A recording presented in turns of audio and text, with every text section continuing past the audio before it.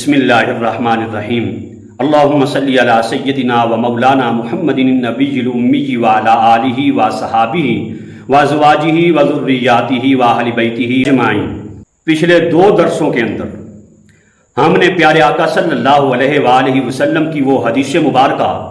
پیارے آقا کا وہ حکم جو آپ صلی اللہ علیہ وآلہ وسلم نے ہر مسلمان ماں باپ کو دیا ہے، وہ حکم، اس حکم کا تذکرہ کیا کہ پیارے آقا صلی اللہ علیہ وآلہ وسلم نے فرمایا کہ اپنی اولادوں کو 3 چیزیں سکھلاؤ، 3 چیزیں لازمی اپنی اولادوں کو بتلاؤ، سمجھاؤ، پڑھاؤ، سکھلاؤ۔ ان میں سے 2 چیزوں کا ذکر ہو چکا ہے۔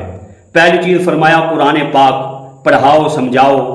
دوسرا فرمایا کہ میری محبت، پیارے آقا صلی اللہ علیہ وآلہ وسلم نے فرمایا میری محبت اپنی آل اولاد کے روپ رنگ میں، انگ انگ میں بٹھا دو۔ تیسرا فرمایا کہ میری اہل بیت کی محبت اپنی اولاد کو سکھلاؤ، اپنی اولاد کے دل و دماغ میں میری آل اولاد کی محبت بٹھا دو، اہل بیت رسول کی محبت اپنی آل اولاد سکھلاؤ۔ یہ آل رسول وہ مقدس عظیم ہستیاں ہیں جنہیں اللہ پاک نے دنیا میں خاص نسبت رسول صلی اللہ علیہ وآلہ وسلم سے نوازا ہے۔ اہل بیت رسول، اپنی اولاد کو اہل بیت رسول کی، آل رسول کی، اولاد رسول کی محبت سکھلاؤ۔ اب اہل بیت رسول میں سب سے پہلے نبی پاک صلی اللہ علیہ وآلہ وسلم کی 11 بیگمات آتی ہیں، 11 ازواج، ہماری 11 مائیں۔ ہمیں قرآن کریم نے جن کو ہم کی مسلمانوں کی مائیں کہا ہے، پیارے آقا کی 11 ازواج۔ اب ہم کیسی تربیت کر رہے ہیں؟ ہماری اولادوں کو تو پیارے آقا کی ازواج کے 11 کے نام معلوم نہیں ہیں۔ ہماری اولادوں کو تو یہ پتہ نہیں ہے کہ پیارے آقا کی حضرت عائشہ سے شادی کب ہوئی، حضرت اماں خدیجہ سے شادی کب ہوئی، حضرت زینب بنت جحش سے شادی کب ہوئی، حضرت حفصہ رضی اللہ تعالیٰ عنہ سے شادی کب ہوئی، حضرت ام حبیبہ رضی اللہ تعالیٰ عنہما سے شادی کب ہوئی۔ ہماری اولادوں کو یہ پتہ نہیں، ہم نے نہیں سمجھایا، انہیں نہیں پڑھایا، ان کے دل و دماغ میں ہم نے آل رسول، اہل بیت رسول کا نقشہ نہیں بٹھایا، آل رسول کی محبت، اہل بیت رسول کی محبت نہیں ان کے دماغ میں بٹھائی۔ نہیں پتہ پوچھ لو۔ اور بہت ساروں کو تو یہ پتہ نہیں کہ نبی پاک کی بیٹیاں کتنی ہیں۔ اور تو اور ہم سے جمعہ پڑھاتے ہوئے کئی مرتبہ یہ سوال ہوا ہے کہ پیارے آقا کی سنا ہے بیٹی ایک ہے۔ اتنا بھی پتہ نہیں ہے کہ پیارے آقا کی بیٹیاں کتنی ہیں، بیٹیوں کے نام کیا ہیں، پیارے آقا کے بیٹے کتنے تھے، بیٹوں کے نام کیا ہیں، پیارے آقا کے نواسے کتنے تھے، نواسوں کے نام کیا ہیں، پیارے آقا صلی اللہ علیہ وآلہ وسلم کے دماد کتنے اور دمادوں کے نام کیا ہیں۔ یہ چیزیں اپنی اولاد کو ہم نے بتلانی ہیں۔ اگر ہم چاہتے ہیں کہ ہماری اولاد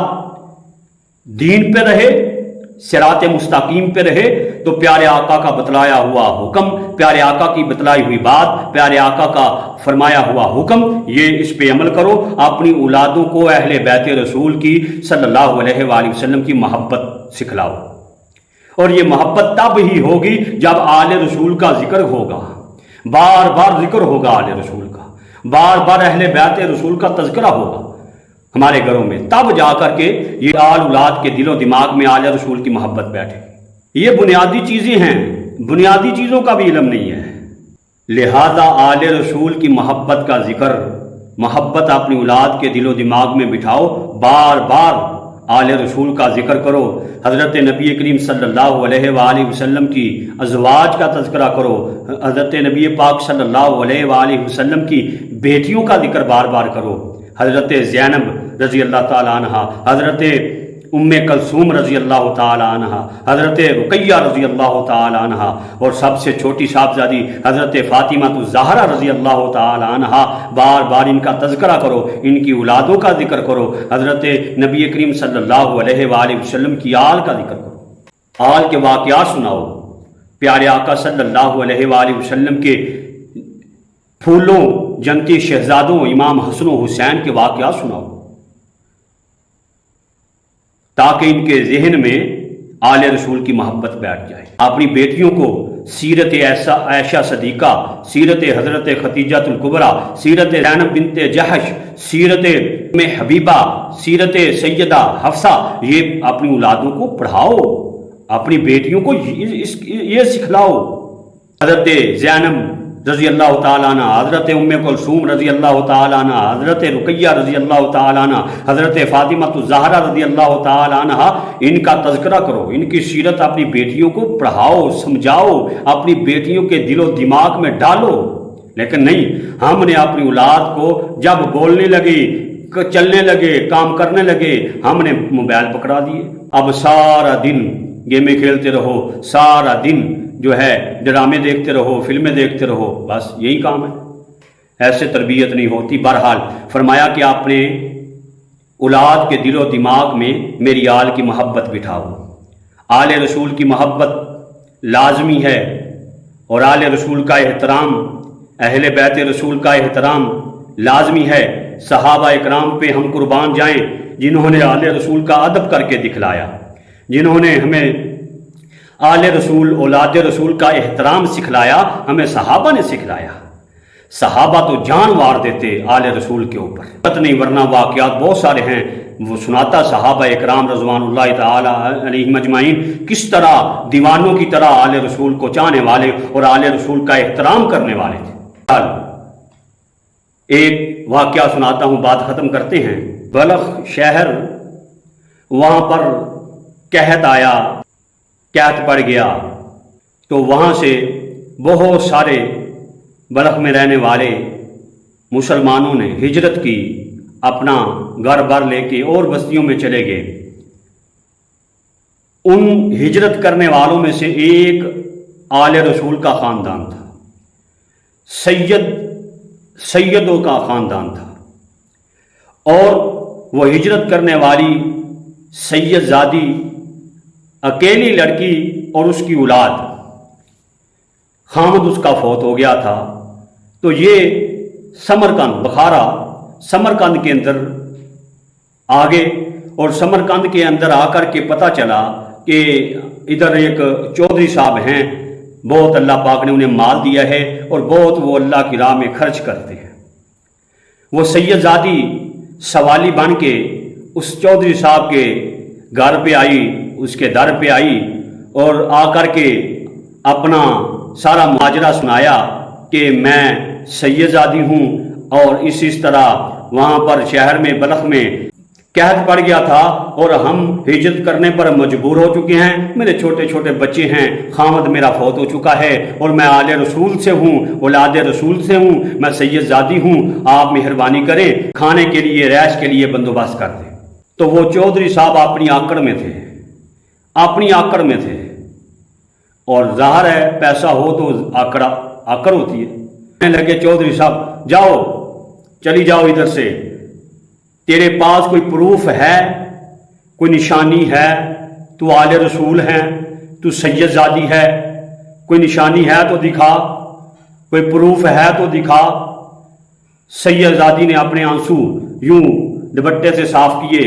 اور نگاہیں نیچی اور چلی گئی۔ جب پہنچی بچوں کے پاس، بچے رو رہے ہیں بھوک کی وجہ سے، تو پھر کسی نے بتلایا کہ اسی محلے کی دوسری سائڈ پہ ایک مجوسی رہتا ہے، مجوسی ہے، پارسی ہے، یہودی ہے، غیر مسلم ہے، لیکن ہے وہ بھی بڑا سخی، سخاوت بڑی کرتا ہے، غریب لوگوں کا خیر خواہ ہے۔ تو یہ سید زادی جو ہے اس مجوسی، اس یہودی کے دروازے پہ چلی گئی، جا کے دروازہ کھٹکھٹایا، اندر سے یہودی باہر نکلا، اس نے پوچھا جی کیا مسئلہ ہے؟ تو اس سید زادی نے بتلایا کہ ہم وہاں بلخ شہر کے رہنے والے ہیں، وہاں قحط پڑ چکا ہے، اور ہم وہاں سے ہجرت کر کے ادھر آئے ہیں سمرقند میں، اور یہاں پر ہمیں جاننے والا کوئی نہیں، ہمیں پہچاننے والا کوئی نہیں، ہمارا عزیز و اقارب کوئی نہیں، ہمارے رشتہ دار کوئی نہیں، اور نہ ہمارے پاس رہنے کے لیے جگہ ہے، نہ کھانے کا کوئی بندوبست ہے، تو آپ کی مہربانی ہوگی اگر آپ ہماری رہائش کا، کھانے پینے کا بندوبست کر دیں۔ آخر میں اس سید زادی نے کہا کہ میں مسلمانوں کے رسول صلی اللہ علیہ وآلہ وسلم کی صاحبزادی ہوں، میں آپ کی آل میں سے ہوں۔ ہائے ہائے، وہ یہودی ہو کر کے اس کے سینے پہ ضرب لگی، دل پہ چوٹ لگی کہ اللہ کے رسول کی آل ہو کر کے یوں در بے در ہوئے، یوں ٹھوکرے کھائے، یوں دروازے کھٹکھٹائے، دل پہ چوٹ لگی۔ اس نے کہا بس اب میری بہن یہ میرا گھر ہے، یہ گھر کا کمرہ ہے، یہ تیرے لیے ہے، اب تیرے بچوں کو، تیرے سامان کو میں خود اٹھا کے لاتا ہوں۔ بچوں کو لایا، اس یہودی نے اس سیدزادی کے بچوں کو، سامان کو اٹھا کر کے ایک کمرے میں رکھا، کمرہ دیا اور کھانے پینے کا سامان مہیا کیا، اور عرض کی کہ اے مسلمانوں کے رسول صلی اللہ علیہ وآلہ وسلم کی بیٹی، آپ جب تک چاہیں آپ ادھر رہ سکتی ہیں، یہ کمرہ آپ کا ہے، یہ مکان آپ کا ہے، آپ کا خرچ میرے اوپر فرض ہو گیا، میرے اوپر لازم ہو گیا، اب آپ کو آئندہ کسی کے در پہ جانے کی ضرورت نہیں پڑے گی، کسی شے کی ضرورت ہوئی تو میں حاضر ہوں، میں آپ کا تابع دار ہوں، آپ کا غلام ہوں۔ اب رات ہوئی تو چودھری صاحب سوئے اور رات خواب آئی کہ پیارے آقا صلی اللہ علیہ وآلہ وسلم جنت کے دروازے پہ کھڑے ہیں اور مسلمان جو ہیں جنتی جنت میں جا رہے ہیں۔ اب یہ شخص بھی جنت میں داخل ہونے لگا تو نبی کریم صلی اللہ علیہ وآلہ وسلم نے روک لیا، فرمایا ٹھہر جا، یہ مسلمانوں کے لیے ہے۔ کہنے لگا یا رسول اللہ میں بھی مسلمان ہوں۔ فرمایا پروف ہے، کوئی نشانی مسلمانوں والی ہے تیرے پاس؟ کوئی پروف ہے تیرے پاس؟ ہے تو دکھا۔ کل میری بیٹی تیرے در پہ آئی تھی، میری بیٹی تیرے دروازے پہ آئی تھی، تو نے پروف مانگا اس سے، تو نے اس سے جو ہے نشانیاں مانگی۔ اب تو مسلمان ہے تو مجھے پروف دکھا، مجھے نشانی دکھا اپنے مسلمان ہونے کی۔ فوراً جاگ آ گئی، پسینوں پسینی ہے اور بغیر جوتی کے گھر سے باہر نکل گئے چودھری صاحب، اور گلیوں میں کبھی ادھر بھاگ رہے ہیں، کبھی ادھر بھاگ رہے ہیں، کبھی ادھر کبھی ادھر بھاگ رہے ہیں، اور پوچھ رہے ہیں دیوانوں کی طرح آل رسول یہاں سیدزادی آئی تھی، یہاں سیدوں کا ایک خاندان آیا تھا، ایک سیدزادی آئی تھی، کہاں ہے، کہاں گئی؟ لوگوں نے بتلایا کہ وہ یہودی کے پاس جا کے دروازہ کھٹکھٹایا، یہودی باہر آیا، کہنے لگا خدا کے واسطے تیرے آگے ہاتھ جوڑتا ہوں، خدا کے واسطے تم میرا سب کچھ لے لے، جتنا مال تجھے چاہیے میرا لے لے، جتنی جائیداد زمین چاہیے، باغات چاہیے لے لے، یہ خاندان مجھے واپس کر دے۔ یہودی نے کہا نہیں، رات کو اسی وقت آ جاتا تو ٹھیک تھا، کل آ جاتا تو ٹھیک تھا، اب میں نے جب تو خواب دیکھ رہا تھا اور خواب میں تو جنت میں داخل ہو رہا تھا، نبی پاک صلی اللہ علیہ وآلہ وسلم تجھے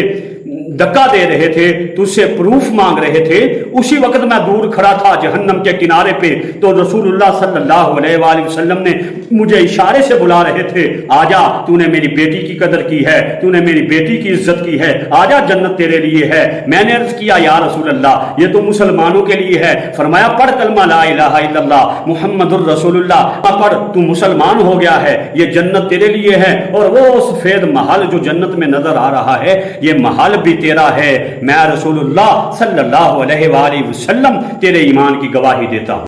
وہ چودھری رونے لگا، ادھر یہودی رونے لگا عشق مصطفیٰ میں۔ یہ ایک سیدزادی کا احترام کیا، ایک سیدزادی کا احترام کیا، تو سید کا احترام ضروری ہے، آل رسول کا احترام ضروری ہے، اہل بیت رسول کا احترام ضروری ہے، آل رسول،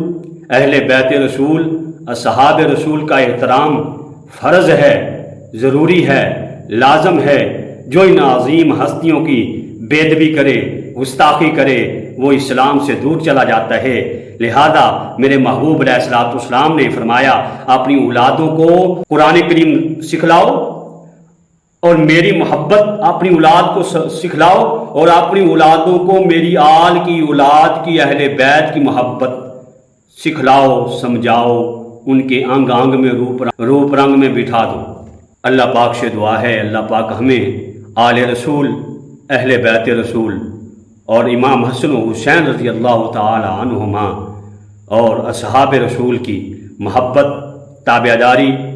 اور ان کے نقش قدم پہ چلنے کی توفیق عطا فرمائے۔ وآخر دعوانا الحمدللہ رب العالمین۔